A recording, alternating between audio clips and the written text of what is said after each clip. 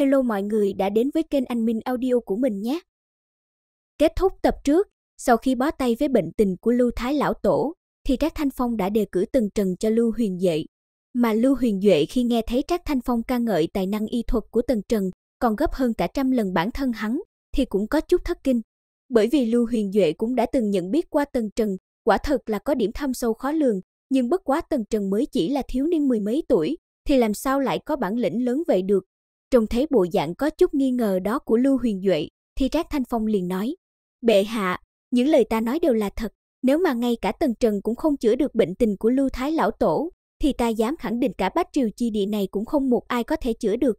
Nghe thấy lời đảm bảo chắc nịch này của Trác Thanh Phong, Lưu Huyền Duệ liền nói: "Vậy đợi khi Tần đại sư trở về, thì liền mời Tần đại sư đến đây chuẩn bệnh cho lão tổ vậy." Mà lúc này, ba người Tần Trần cũng đã ở bên trong bảo khố. Vừa vào đến nơi, Lưu Nguyên Thấm liền lấy quyển sách ghi tất cả danh sách bảo vật có trong đây xem qua một lần, thì bất ngờ tìm thấy Đế Vương Tinh Thạch. Thế là hắn liền bảo Tần Trần cùng Lưu Linh Vân đứng ở đây đợi, còn bản thân thì tiến vào trong lấy Đế Vương Tinh Thạch.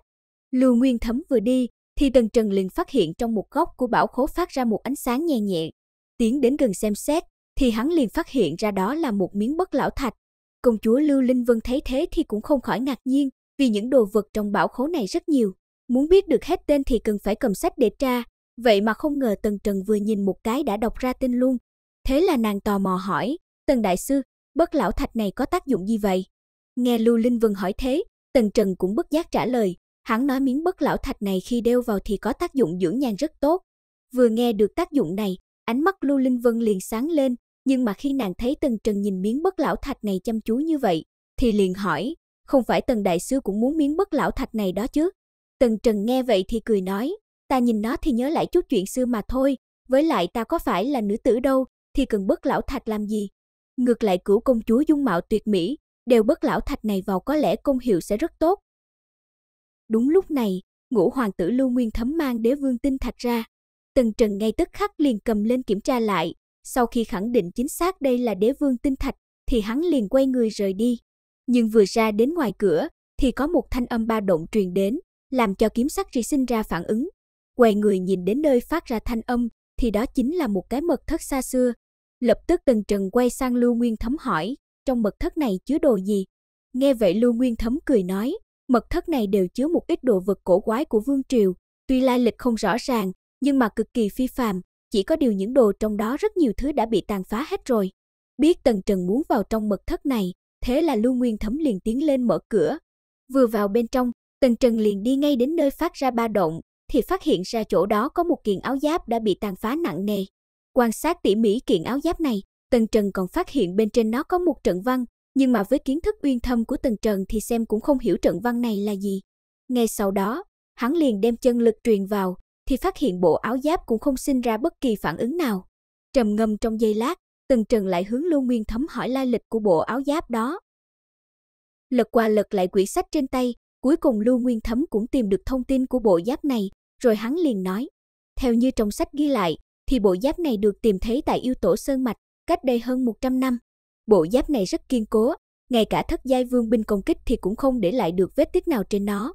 Nhưng không biết nguyên nhân gì, bộ bảo giáp này lại bị hư hại, trận văn không thể nào kích hoạt được. Ngay cả rất nhiều cao thủ trong hoàng cung đã thử qua, cuối cùng không có kết quả gì, thế là từ đó bộ giáp này bị lãng quên tại đây, không còn có ai động đến nó nữa." Nghe được những thông tin này, Tần Trần liền nhận thấy bộ giáp này có chỗ bất phàm, nên đã có lời muốn xin Lưu Nguyên Thấm bộ giáp này. Lưu Nguyên Thấm thấy thế thì đồng ý luôn, vì theo chỉ thị của phụ hoàng, chỉ cần Tần Trần thích thứ gì thì đều cho hắn hết.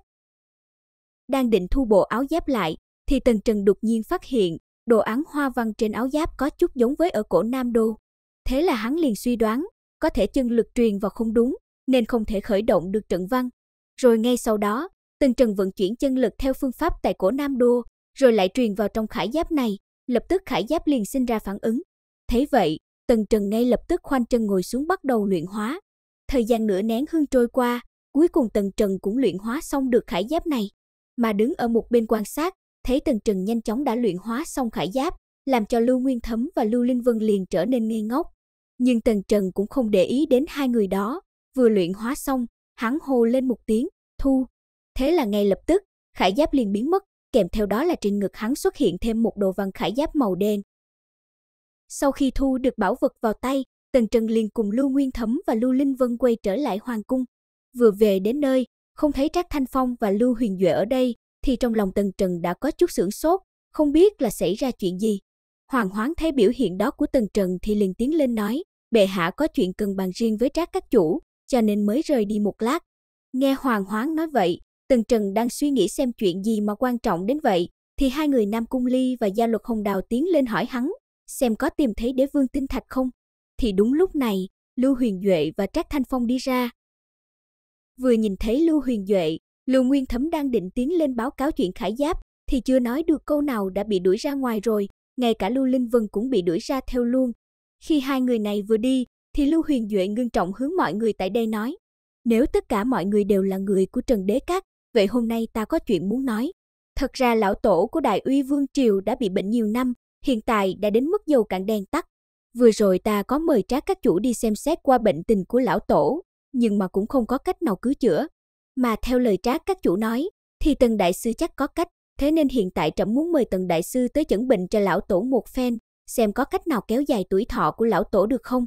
Vì nếu bây giờ mà lão tổ mất đi, thì khẳng định lãnh gia sẽ không còn kiêng kỵ gì hoàng thất nữa, mà sẽ trực tiếp động thủ. Tần Trần nghe Lưu Huyền Duệ nói vậy, thì hiện tại mới hiểu, tại sao trước kia bị lãnh gia lấn át như thế mà Lưu Huyền Duệ vẫn phải nhẫn nhịn. Rồi Tần Trần liền nói, vậy xin bệ hạ dẫn đường. Ngay sau đó, Lưu Huyền Duệ liền dẫn cả đám người tiến vào trong chỗ bế quan của lão tổ. Vừa vào bên trong, chỉ đảo mắt nhìn qua Tần Trần liền nói, không ngờ ở đây lại bố trí một cái thất diệu đại trận. Nếu mà võ ý đại trận bố trí ở đây, thì xác suất thành công sẽ được tăng lên một bậc. Mà Lưu Huyền Duệ khi nghe thấy Tần Trần nói vậy thì trong lòng thất kinh, bởi vì thất diệu đại trận là do các tiền bối trong hoàng cung bố trí cách đây cả trăm năm, mà đại trận này trong cung cũng không có bao nhiêu người biết, thế mà Tần Trần vừa nhìn qua đã phát hiện ra. Lúc này, lòng tin của Lưu Huyền Duệ đối với Tần Trần lại tăng lên rất nhiều. Sau một hồi Lưu Huyền Duệ vừa đi vừa nghĩ, thì cuối cùng mọi người cũng tiến vào trong nội điện. Vừa vào đến đây, còn chưa cả thấy người bệnh đâu, thì Tần Trần lại nói, Lưu thị lão tổ chắc bệnh tình không lạc quan a, ở đây tử khí quá nhiều, nếu không chữa trị sớm, chỉ sợ không sống nổi 10 ngày. Nghe Tần Trần nói thế, Lưu Huyền Duệ liền chạy ngay đến chỗ lão tổ Lưu Thái xem tình hình.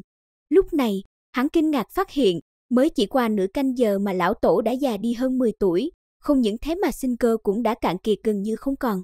Mà Lưu Thái nhìn thấy Tần Trần đi vào, thì liền hướng Lưu Huyền Duệ hỏi danh tính. Nghe vậy, Lưu Huyền Duệ liền giới thiệu, đây chính là Tần đại sư, là các chủ của Trần Đế Các. Nghe Lưu Huyền Duệ nói vậy, làm Lưu Thái cũng có chút bất ngờ, theo như hắn nghĩ thì Tần đại sư nếu trẻ lắm cũng phải ngoài 20 chứ, ai ngờ lại là một thiếu niên vắt mũi chưa sạch thế này. Thế là một cổ khí tức vũ vương từ trên người Lưu Thái phát ra, áp bách lên trên người Tần Trần, rồi hắn hướng Lưu Huyền Duệ quát. Huyền Duệ ngươi hồ đồ rồi sao? Thiếu niên như này làm sao có thể là đan đạo đại sư, làm sao lại là chủ của Trần Đế Các được, người này chắc chắn có dụng tâm muốn chiếm đoạt Đại Uy Vương triều ta. Tần Trần nghe thế thì từ tốn nói, các hạ không cần phải kích động như vậy, theo ta thấy thì thân thể ngươi 20 năm trước đã tẩu hỏa nhập ma, nếu hiện tại mà cứ kích động thế này, thì đừng nói là sống được 10 ngày, ta chỉ sợ hôm nay chưa chắc đã qua được. Lưu Thái đang kích động như vậy, khi thấy Tần Trần nói 20 năm trước mình bị tẩu hỏa nhập ma thì cũng chấn kinh, bởi vì chuyện này ngoài hắn ra thì không ai biết được. Nhìn vẻ mặt kinh ngạc đó của Lưu Thái, Tần Trần lại nói tiếp, không những thế ta còn biết ngươi tại thời điểm trùng kích thất giai trung kỳ vũ vương mới bị, mà trong thời khắc quan trọng ngươi may mắn dùng được Thanh Lâm đan nên mới tỉnh lại được, thế nhưng thân thể lại bị thương nghiêm trọng, không thể khôi phục được, ngày một suy kiệt, kéo dài cho đến tận bây giờ. Nghe Tần Trần nói ra một tràng như này, Lưu Thái vẻ mặt giống như gặp quỷ. Mà Lưu Huyền Duệ nghe thế thì vội vàng chạy đến chỗ Tần Trần nói, Tần đại sư, bệnh tình của lão tổ ta có thể cứu được hay không? Nội dung tập này đến đây là hết rồi. Xin chào và hẹn gặp lại mọi người ở tập sau nha.